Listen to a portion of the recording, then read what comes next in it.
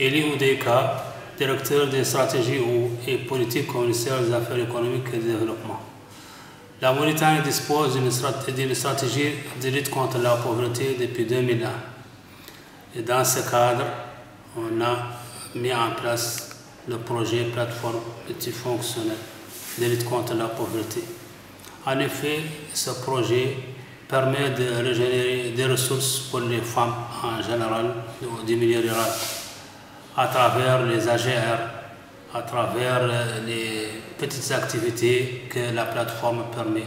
Par exemple, on charge des téléphones contre un peu d'argent, on charge des batteries contre un peu d'argent, on fait de la glace qu'on vend avec un peu d'argent, on fait des boissons fraîches qu'on vend contre un peu d'argent, on fait du maraîchage, on fait par exemple de la mouture et ça permet d'avoir de l'argent. Donc ça permet aux femmes rurales d'avoir des ressources. Et ça leur permet aussi de réduire les activités pénibles qu'elles avaient auparavant, la corvée d'eau, la mouture, etc.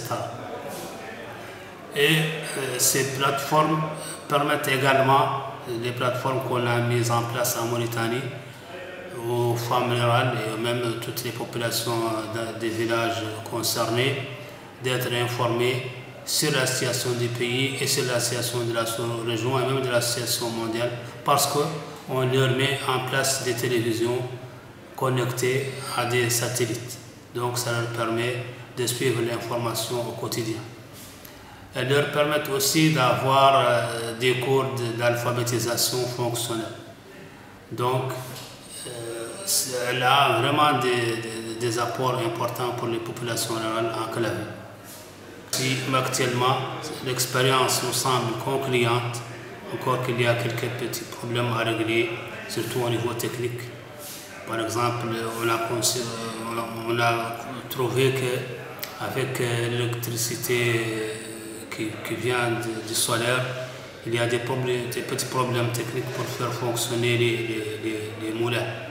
Mais on a trouvé des solutions expérimentées au niveau du Mali et on essaiera de les mettre ici, en œuvre ici pour améliorer cette situation.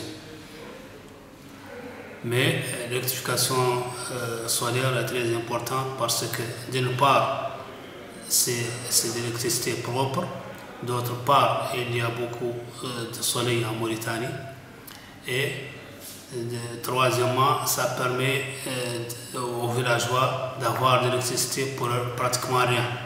Au début, on a l'investissement et après, on n'a plus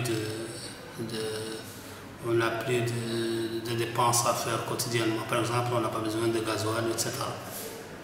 Donc, c'est une option qui nous semble pertinente pour la Mauritanie. Et en tout cas, c'est elle qu'on va continuer à utiliser pour le programme national qu'on envisage de mettre en place actuellement pour mettre à l'échelle l'expérience qu'on a déjà en Mauritanie depuis 2009.